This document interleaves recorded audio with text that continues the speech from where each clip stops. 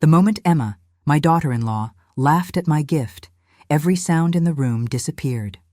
The clinking glasses, the piano notes, the small polite chatter, everything froze. My son David stood beside her, caught between loyalty and shame. I just stood there holding that small box in my trembling hands, feeling 40 years of motherhood shrink into silence. Emma covered her mouth, pretending it was a polite laugh. "Oh, Martha," she said, drawing out my name like a joke. "You really didn't have to bring anything. It's cute." Her friends giggled behind champagne flutes. One whispered, "That's so old-fashioned. My grandma gives gifts like that." David's eyes darted toward me, pleading silently, "Don't make a scene, Mom."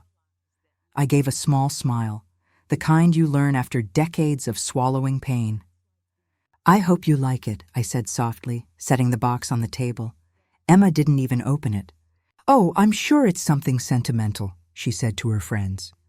They laughed again, and I felt myself vanish in that glittering room of designer dresses and practiced smiles. But I stayed, because I knew what was inside that box, and I knew that once she opened it, everything about that night would change. Before I tell you what happened next, tell me in the comments, where are you watching this story from? And if you've ever been laughed at for showing kindness, hit that like button and subscribe. You're about to see why silence can be the loudest revenge. After the laughter faded, I returned to my chair in the far corner. My hands still shook, but my face remained calm. That gift had taken me weeks to prepare, not an expensive brand or jewelry like the others had brought, but something priceless. A small wooden box, carved by hand, engraved with Emma's initials. Inside lay a velvet pouch holding a golden locket, a keepsake from Robert, my late husband. The box sat untouched beside half-empty glasses and melting desserts. Emma's diamond earrings glittered under the chandelier. I remembered the day I'd bought her first pair myself, right after her engagement to David. I'd wanted her to feel part of our family. David came over, speaking quietly so the guests couldn't hear. "Mom, please don't take it personally. She's nervous. It's her first dinner with the company people." I nodded. "I understand." But inside, something cracked open. I had raised my son to respect people, yet the woman he loved thought mocking me would make her look stronger. The party dragged on. Emma never touched the box. When I finally left, she hugged me lightly, all perfume and pretense. "Good night, Martha." "Drive safe," she said with her perfect smile. "Good night, dear," I replied. Outside, the night air bit cold against my cheeks. I sat in my car, staring at the house glowing with light. Behind those perfect curtains, I imagined laughter again. Laughter at me. But what they didn't know was that the box didn't just hold a keepsake. It held a secret. Robert had made me promise before he died. When David marries, give him this only if his wife truly loves him. Hidden beneath the velvet lining was something more valuable than money. Something that would test the heart of whoever found it. That night, as Emma mocked the box, I realized Robert had foreseen it all. Love built on image never lasts. The next morning, as the sun painted my kitchen gold, there was a frantic knock at my door. I opened it and froze. Emma, my proud, polished daughter-in-law, stood there. Her hair was messy, her makeup streaked, her eyes swollen red. "Martha," she whispered, voice breaking, I need to talk to you." She stepped inside before I could speak, clutching the same box she'd ignored last night.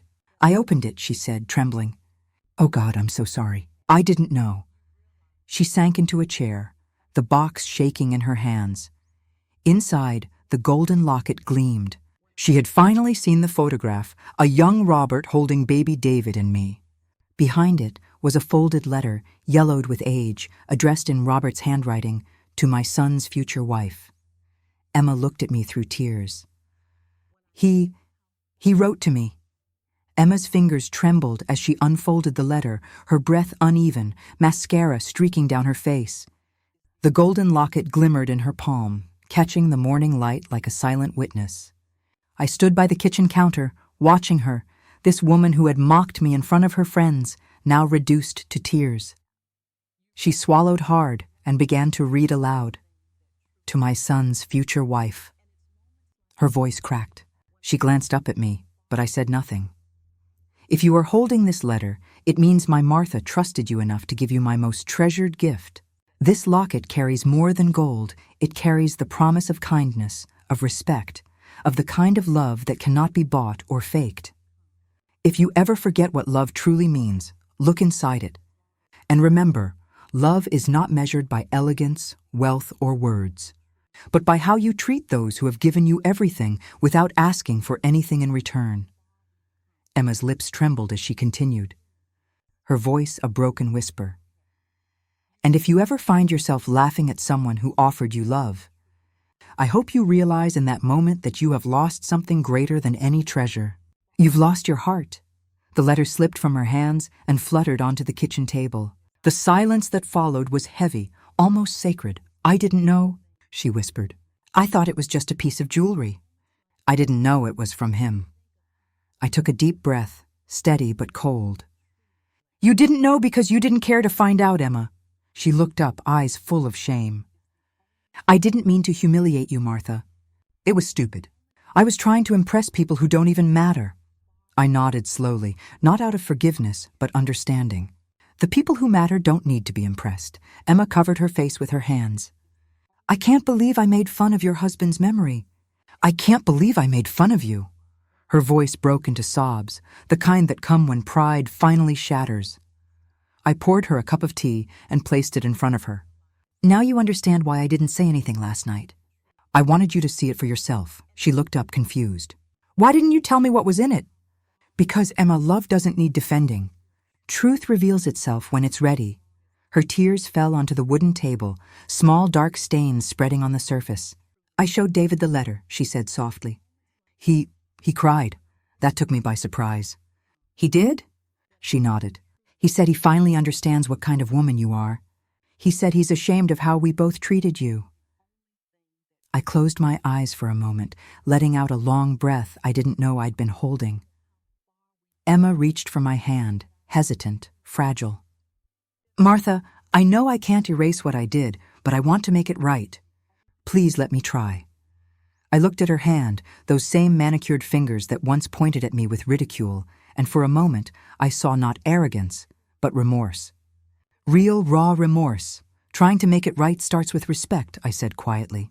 Not just for me, but for everyone around you, she nodded quickly. I know I do. I've already called your friends, the ones who were there last night. I told them everything. I told them I was cruel and that you're the kind of woman I hope I can be someday. Her voice broke again, but there was truth in it now, the kind of truth that doesn't need proof. I stood up and walked to the window. Outside, the morning sun was rising higher, turning the dew on the grass into tiny diamonds. Life had a way of humbling people, I thought. Sometimes through loss, sometimes through love, and sometimes through an old box with a letter inside. Emma stood too. Martha, can I hug you? It had been years since someone asked me that with such sincerity. I hesitated only a moment before opening my arms. She fell into them, crying against my shoulder like a child. I whispered softly, Robert always said that forgiveness is not a gift for others. It's a gift we give ourselves. We stood like that for a long moment.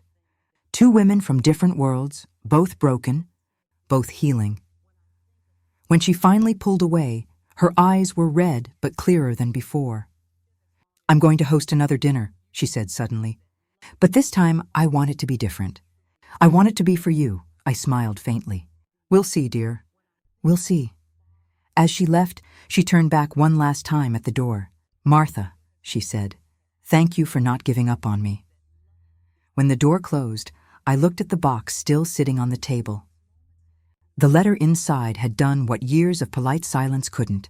It had opened her eyes. Later that evening, David called. His voice was emotional but proud. Mom, Emma told me everything. Thank you for showing her what real grace looks like. I should have defended you last night, and I'll never forget that I didn't. I smiled through the phone, my heart lighter than it had been in years. It's all right, son. Some lessons can't be taught. They have to be learned. That night, I placed the golden locket beside Robert's photo on my bedside table. I whispered, you were right, my love. The right heart always finds its way. And just before turning off the light, my phone buzzed with a message from Emma. It read, Thank you for teaching me what elegance really means. I smiled, set the phone down, and finally slept peacefully. That evening, my small house was unusually quiet. The letter still rested in its box on the dining table, and for the first time in years, the silence didn't feel heavy. It felt earned. I was halfway through knitting when I heard a knock. It was soft, hesitant.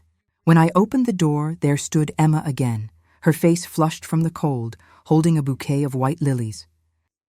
I didn't want to come empty-handed, she said quietly. These were your favorite, weren't they? Yes, I replied. Robert used to bring them every Sunday. She smiled faintly. David told me. That's why I chose them. For a moment, neither of us spoke. Then she added, I wanted to ask if you'd come to dinner tomorrow. I'm hosting again, but this time it's not for my friends. It's for family and for you. Her tone was different now, steady, humble. I studied her for a moment and then nodded. All right, Emma, I'll be there. The next day I arrived early. The same house that once echoed with loud laughter and polished pretense now smelled of roasted vegetables and homemade pie. Warm, honest aromas that didn't try to impress anyone. Emma greeted me at the door, her hair loosely tied, her apron slightly wrinkled. She wasn't the flawless hostess anymore. She was real. Come in, Martha, she said, using my first name for the first time. David was already there setting the table. When he saw me, his face softened. Mom, he said, pulling me into a hug, it's good to have you here. As we sat down, I noticed something on the table. A small velvet box, almost identical to the one that had caused all the chaos. My heart skipped. Emma noticed my reaction and smiled nervously. Before we eat, I need to say something. She stood up, hands trembling slightly. Last week I did something terrible. I made fun of the one person who has shown me nothing but kindness. I thought elegance came from money, from status, from how perfect things looked. But Martha, you showed me that true grace is about how you treat people, especially when no one's watching. Her voice wavered. So today I wanted to do something right. She opened the box, and inside was a bracelet. Simple but beautiful, engraved with 3 names, Robert, Martha, Emma. I looked up, surprised. I had it made, she said softly, because I wanted to remember the family I married into and the values I should have respected from the start. The room went still. Even David was blinking rapidly, trying to hold back tears. I stood and took her hand. Emma, kindness doesn't erase the past, but it builds the future. She smiled through tears. Then I'll start building, if you'll let me. I nodded slowly. Let's build together. After dinner, while David washed the dishes, Emma and I sat by the fire. The light flickered across her face. No makeup this time, no mask. I wanted to tell you something, she said after a moment. When I first found out David and I were moving in next door to you, I was scared. My mom always told me mothers-in-law are trouble. I thought I had to be stronger than you, smarter than you. But I never realized you weren't competing, I smiled faintly. There's no competition in love, dear. Only choices, she nodded. I know that now, and I want to make the right ones from here on. We sat quietly after that, not as rivals, but as 2 women finally seeing each other for who they were. When I got home that night, the stars were bright above my porch. I took off the bracelet, traced the names with my fingers, and whispered a small thank you, not just to Emma, but to Robert too. His message had done more than heal a wound. It had mended an entire family. A week later, Emma invited me again, this time to a small charity luncheon her mother was hosting at the town hall. I hesitated at first. The last time I'd been near that woman, she'd looked at me like I was some forgotten relic of a poorer world. But Emma insisted. Please, Martha, she said over the phone, her voice softer than I'd ever heard. It's important to me. I want them to see who you really are. Her sincerity disarmed me, so I agreed. I chose my best pale blue dress, the one Robert always said brought out the calm in my eyes, and pinned his old silver brooch near my shoulder. When I arrived, the room shimmered with chandeliers and soft chatter. People in crisp suits and glittering jewelry filled the tables, the air thick with polite laughter and expensive perfume. At the front, Emma's mother, Caroline, stood like a queen surveying her court. Her perfectly styled hair glowed under the lights, her smile measured and sharp. Emma saw me and hurried over. "You look lovely," she whispered, giving me a quick hug. "Thank you for coming," I smiled. "You said you needed me, dear." So here I am. Her mother noticed us almost immediately. Her smile faltered before she composed herself and approached, clutching her wine glass like a scepter. "Emma, darling," she said smoothly, "aren't you going to introduce me to your guest?" Emma took a breath. "Mother, this is Martha, David's mother." Caroline's eyes flickered, her polite mask barely holding. "Ah, yes, the baker, wasn't it?" I met her gaze calmly. "Yes, for 30 years. People say my pies could make a banker forget his debts." A few guests chuckled. Caroline didn't. Emma cleared her throat. "Mom, Martha helped organize the community drive last winter. The one that kept 3 families warm during the storm." Caroline blinked, taken aback, but quickly recovered. "How commendable," she said coolly. "Though I must say we prefer to work through official channels," I smiled politely. "Sometimes, ma'am, the fastest help doesn't wear a suit." The table fell silent for a moment. Then a man at the far end chuckled. "She's got a point." Caroline's cheeks colored, but she forced a tight smile. Later, while everyone mingled near the buffet, I noticed Emma standing alone by the punch bowl, her mother whispering sharply to her. "I told you not to invite her," Caroline hissed. "She doesn't belong here. These people are not your husband's church friends." "Mother," Emma said firmly, "she's family. She belongs wherever I am." I pretended to study the tablecloth, but my chest swelled with quiet pride. Caroline gave a short, angry laugh. "Family? Don't be naive. You can't build a reputation dragging ordinary people into society events." Emma's voice shook slightly. "Then maybe I don't want your kind of reputation." That was when I stepped forward. "Mrs. Whitmore," I said gently but clearly, "it seems to me your daughter has inherited something you can't buy, decency." Every head nearby turned. Caroline's mouth opened, then closed. Her composure cracked, just for a second, before she stormed off toward the restroom. Emma looked at me, stunned, then started laughing. Real laughter, unpolished and full of relief. "You just told off my mother," I shrugged. "Someone had to." We laughed together until tears shimmered in her eyes. "You know," she said softly, "a month ago I would have agreed with her. I thought elegance was about the right dress, the right guests. But now, I think it's about the right heart." I reached out, touching her hand. "And you, dear, have found yours." That night, as I walked home under the orange glow of the street lamps, I felt something shift inside me. The bitterness I'd once carried, the sting of her mockery, the loneliness of being dismissed had melted into something unexpected. Peace. Robert used to tell me that life has a way of polishing people through friction, the same way stones become smooth in a river. Maybe Emma and I had simply needed time in the current. When I got home, I placed the bracelet she'd given me on the windowsill beside the lilies that had begun to bloom again. The air was cool and calm, and for the first time in years, I whispered a small prayer, not of pain or longing, but of gratitude. Because sometimes the harshest words can lead to the kindest transformations, and sometimes the gift that once brought shame becomes the reason a heart finally learns to change. The next week, Emma called me early in the morning, her voice trembling with a mix of fear and anger. "Martha, Mother's organizing a charity gala this weekend, and she's planning something cruel." I frowned, holding the phone tighter. "What do you mean, dear?" "She told me last night she wants to teach me a lesson about social image. She's inviting you, but not to honor you. She wants to humiliate you in front of the donors." For a few moments I didn't speak.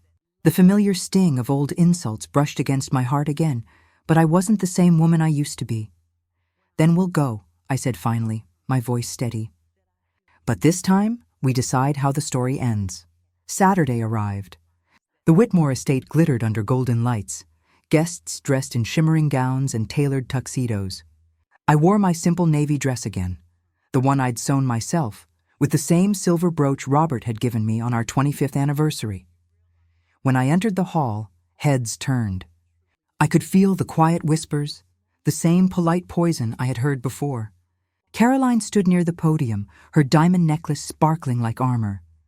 "Mrs. Roberts," she greeted, her smile sharp as glass. "How wonderful you could join us. I hope you're comfortable?" I returned her gaze evenly. "Comfort is a matter of company, Mrs. Whitmore.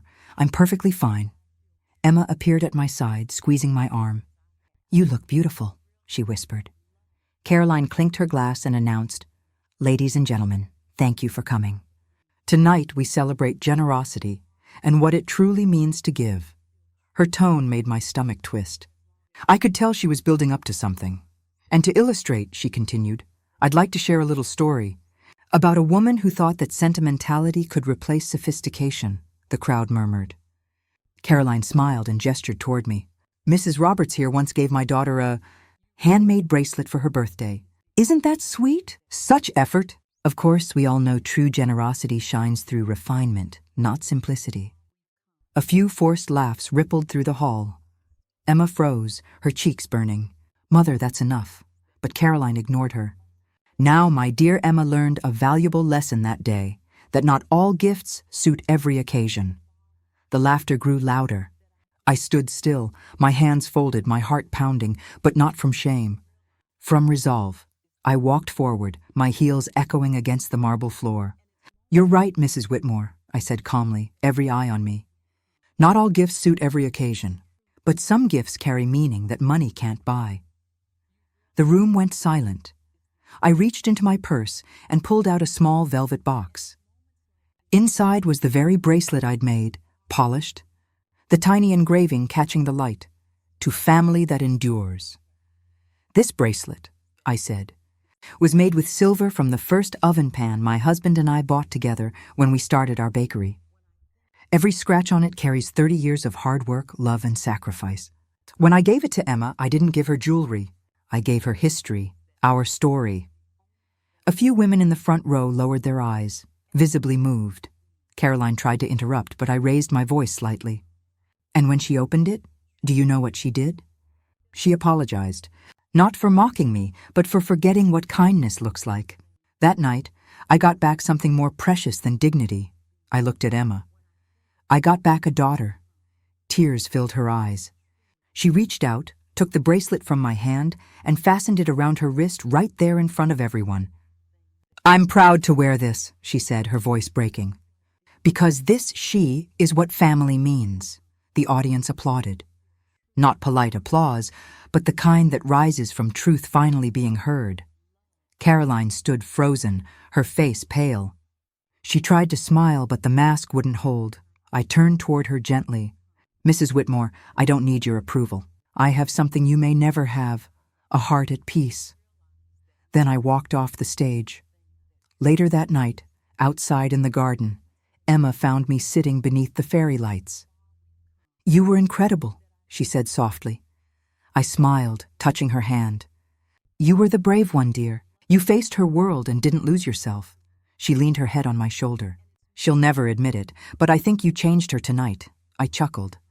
"I don't need her to change. I just needed you to see that you never had to hide your kindness."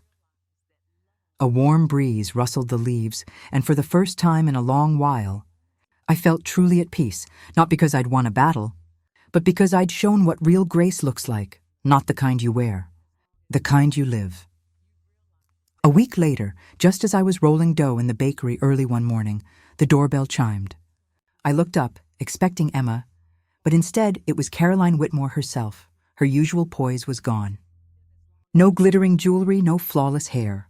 She stood in a beige coat that hung loose on her shoulders, her eyes swollen as though she hadn't slept in days. "Martha," she said quietly, her voice trembling. "May I come in?" I hesitated. My first instinct was to shut the door, but years of raising a son, losing a husband, and learning forgiveness had softened me in ways I hadn't expected. I stepped aside. She entered, glancing around the bakery like she'd stepped into another world, a world she'd never bothered to understand. The smell of cinnamon rolls filled the air, warm and familiar. "I owe you an apology," she began, clutching her purse with shaking hands. "I humiliated you that night, and I've been paying for it ever since." I said nothing.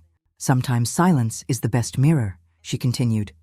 After the gala, donors began canceling their pledges.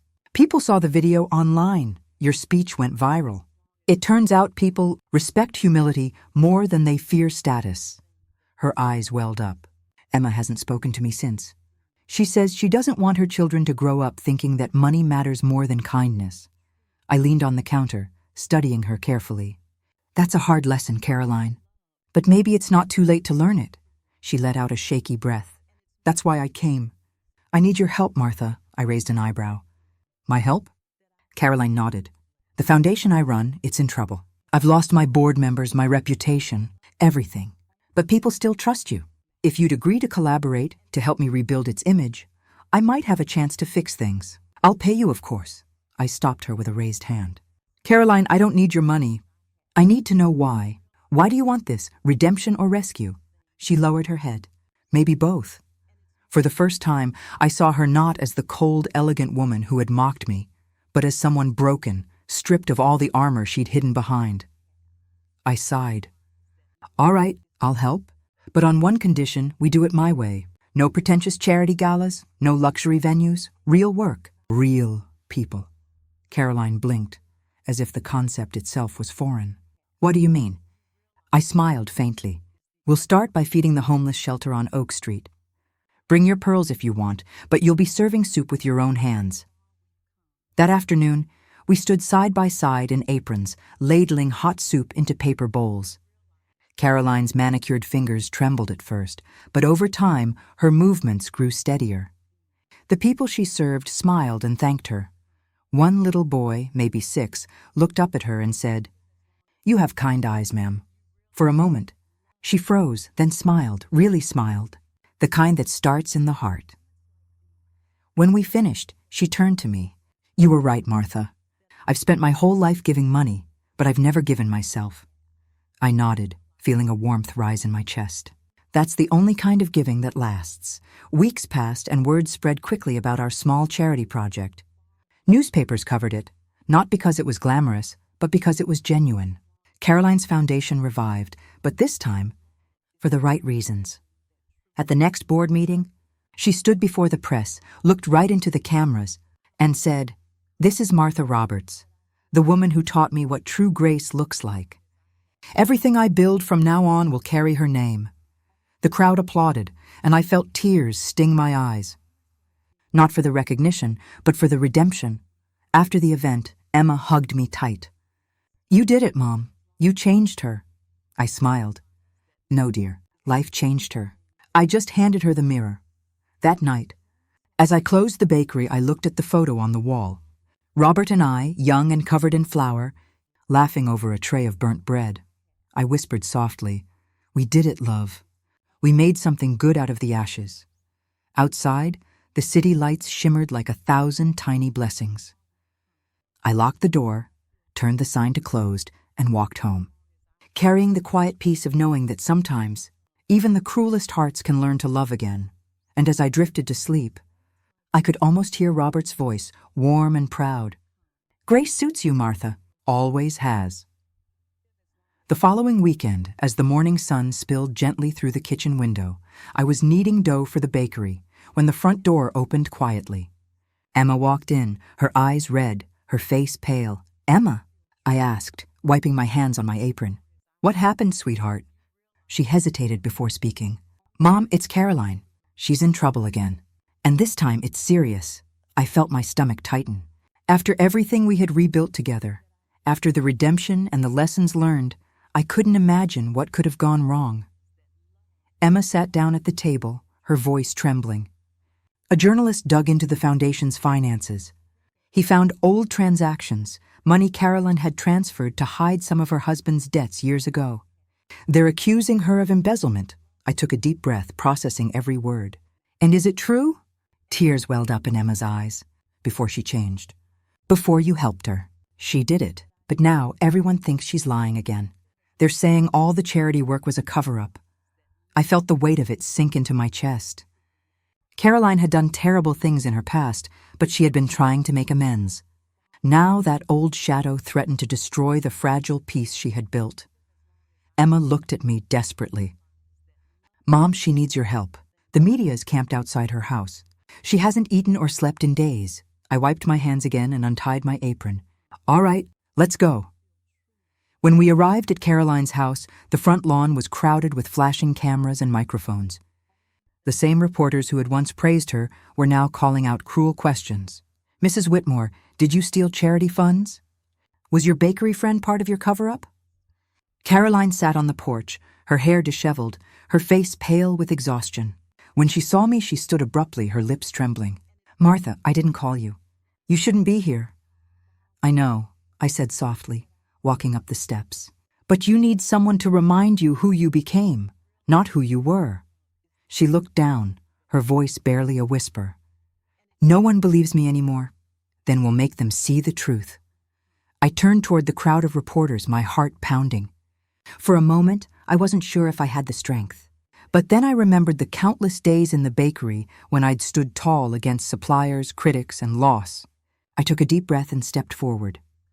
Everyone deserves a second chance, I said firmly, my voice cutting through the noise. Caroline Whitmore made mistakes, yes. Years ago she made choices driven by pride and fear. But I've seen her work, I've seen her serve, and I've seen her change. The reporters fell silent, their cameras still. I continued, if redemption means nothing, then none of us deserve forgiveness. Judge her by who she is now, not who she was. A murmur rippled through the crowd. A few cameras lowered. Caroline covered her face with her hands, sobbing quietly. That night, after the reporters left, Caroline sat in the living room beside the fireplace. Why would you do that, Martha? After everything? I smiled softly. Because you taught me something too. Grace isn't given to those who deserve it. It's given to those who need it.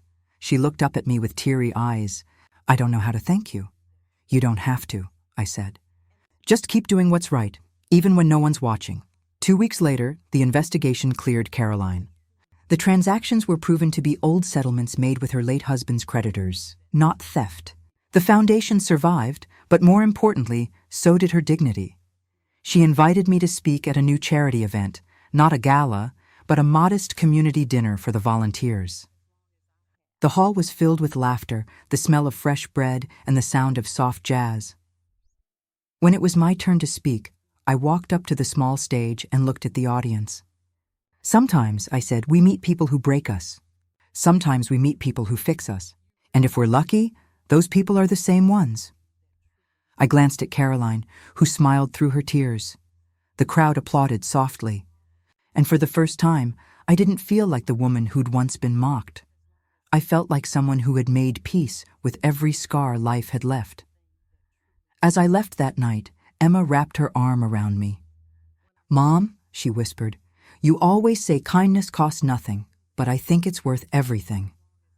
I smiled, watching the stars twinkle above. That's because kindness doesn't end with us, Emma. It echoes, and sometimes it saves more lives than we'll ever know. And as we walked home under the soft hum of streetlights, I knew one thing for certain. Sometimes the smallest act of grace can turn even the coldest heart warm again. The next morning, I woke before sunrise, the house silent except for the faint hum of the refrigerator. I made coffee and stepped out onto the porch. The air was cool, heavy with dew, and the distant scent of jasmine. For the first time in months, I felt calm. As I sipped my coffee, my phone buzzed with a message. It was from Caroline. Caroline. Martha, I've been thinking. I never thanked you properly. Could I come by today? I smiled faintly and typed back, of course. The door's open, always. By noon, her car pulled into my driveway. She wasn't wearing designer clothes or heavy makeup this time, just a plain blue dress and a quiet smile. She looked lighter, freer. When she stepped out of the car, she carried a small box wrapped in gold paper. I brought you something, she said softly, walking up the steps. I raised an eyebrow. Caroline, you don't need to bring me gifts, she shook her head. It's not a gift, it's closure. I carefully unwrapped the box. Inside was a framed photo, a candid shot from the charity dinner 2 weeks ago. In the picture, Caroline was laughing, and I was standing beside her with flour still dusted on my apron. Someone had written below it in calligraphy, "Grace rebuilds what pride destroys." My throat tightened. It's beautiful, I whispered. Caroline smiled, her voice trembling. It's the truth. You showed me that. I used to think elegance was about perfection. Perfect homes, perfect clothes, perfect people. But you showed me it's about heart, about owning your flaws and still choosing kindness. Tears filled my eyes. Caroline, I never wanted to change you. I just wanted you to see yourself the way others could if you let them. She reached out, squeezing my hands. I see that now. And I want you to know, I've made peace with my mother too. I told her everything, about how I treated you, about how lost I was. And for the first time she didn't criticize me. She just hugged me. A single tear rolled down her cheek, but this time it wasn't from shame. It was from release. Later that evening, Emma stopped by after work, holding a box of pastries from the bakery. You won't believe how many people came in asking about you, Mom. They said your story with Caroline inspired them. Even the local newspaper wants to write about the bakery's community program. I laughed softly. I never asked for fame, Emma. I just wanted peace. She smiled and kissed my forehead. Well, you got both. You've become the kind of woman people remember, not because you shouted the loudest, but because you stayed kindest. That night, as I sat by the window, watching the stars stretch across the sky, I thought about everything that had happened. The humiliation, the heartbreak, the forgiveness, and the unexpected friendship that grew from it all. Sometimes, life doesn't give you the justice you expect. It gives you something far better. Understanding, I whispered to myself. If only people knew that kindness isn't weakness, it's power. At that moment, my phone lit up again. Another message from Caroline. Martha, thank you, not for forgiving me, but for teaching me how to forgive myself. I smiled, typing back. That's the only kind of forgiveness that lasts. Weeks later, the town hosted its annual autumn festival. The bakery had a stall there, right next to Caroline's charity booth. The air was filled with laughter, the scent of cinnamon rolls, and the sound of live music. I watched Caroline interact with the townsfolk, her hands covered in frosting as she helped kids decorate cupcakes. She wasn't pretending anymore. She was real, messy, human, happy. Emma nudged me gently. Look at her, Mom. She's different. Yes, I said quietly. She finally learned what elegance really means. As the sun set over the fairgrounds, painting the sky in shades of gold and lavender, I felt something I hadn't felt in years. Complete. When I returned home that night, I stood in front of the mirror. The woman staring back wasn't the one who'd been mocked at a dinner table, nor the one who'd cried over an ungrateful daughter-in-law. She was someone stronger, someone who had turned pain into grace. I took off my apron, folded it neatly, and whispered to my reflection, You did it, Martha.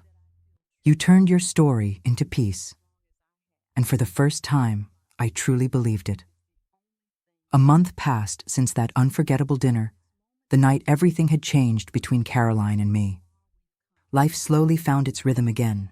The bakery smelled of cinnamon and butter every morning. Laughter returned to my house and my heart. Once heavy with humiliation, now carried something lighter, peace. One bright Saturday afternoon, Emma burst into the bakery, cheeks flushed. Holding a newspaper in her hands, Mom! She exclaimed breathlessly. You're on the front page of the Town Gazette. I frowned, wiping flour from my hands. Me? Why? She spread the newspaper across the counter. There it was. A photo of Caroline standing at a podium, tears glimmering in her eyes, holding the same gold-wrapped box she'd once given me. The headline read, Charity Gala honors local hero Martha Ellis, the heart of the town. My knees went weak. I gripped the edge of the counter as Emma began reading aloud.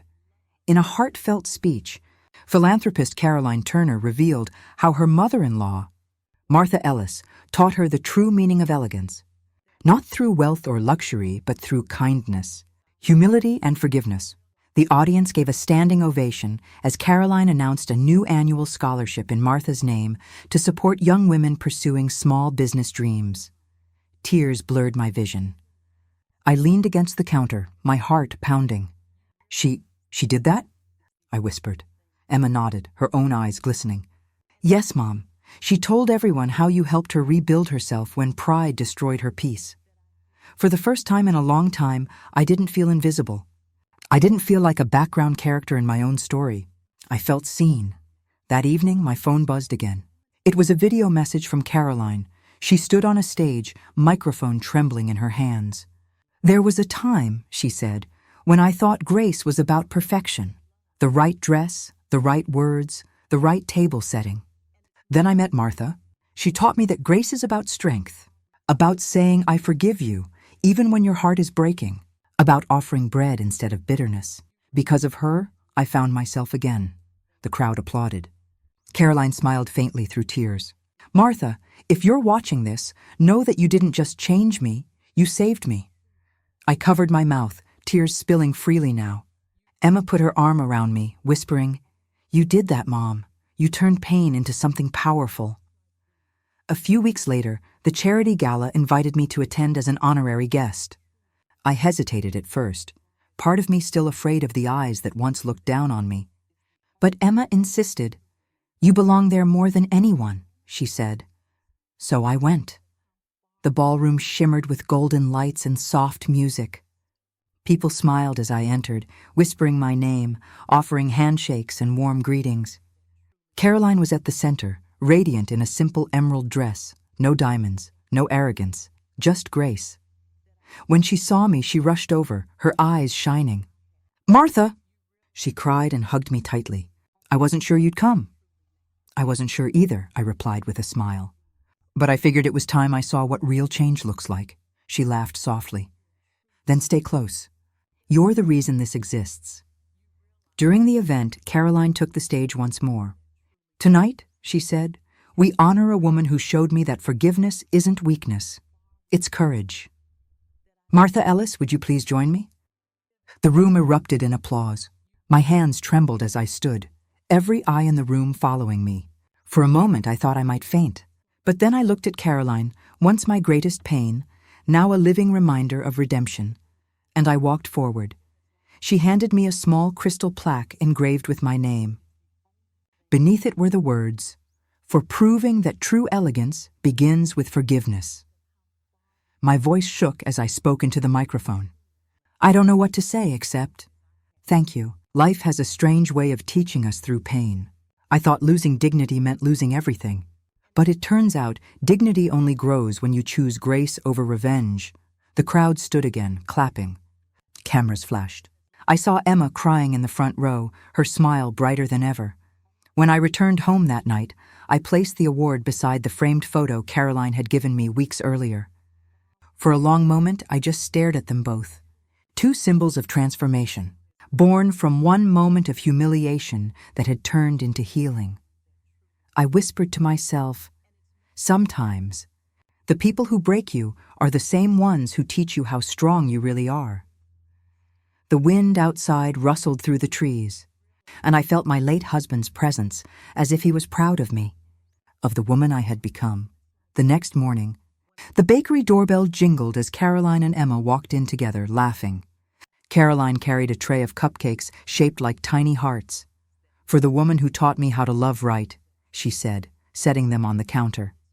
I chuckled. "And for the woman who learned to bake without burning the kitchen?" Caroline laughed, blushing. "I'm getting better." Emma grinned. "Don't worry, Mom. Between you two, we're opening a new branch soon, Grace Bakery, in both your names." For once, the idea of sharing didn't scare me. It felt right, like a circle closing in peace. That night, as I watched the sunset from my porch, the sky painted in streaks of pink and gold, I whispered a small prayer of gratitude. I wasn't just Martha, the woman mocked at a dinner party anymore. I was Martha, the woman who turned mockery into mercy. And in that, I had found my quiet kind of victory.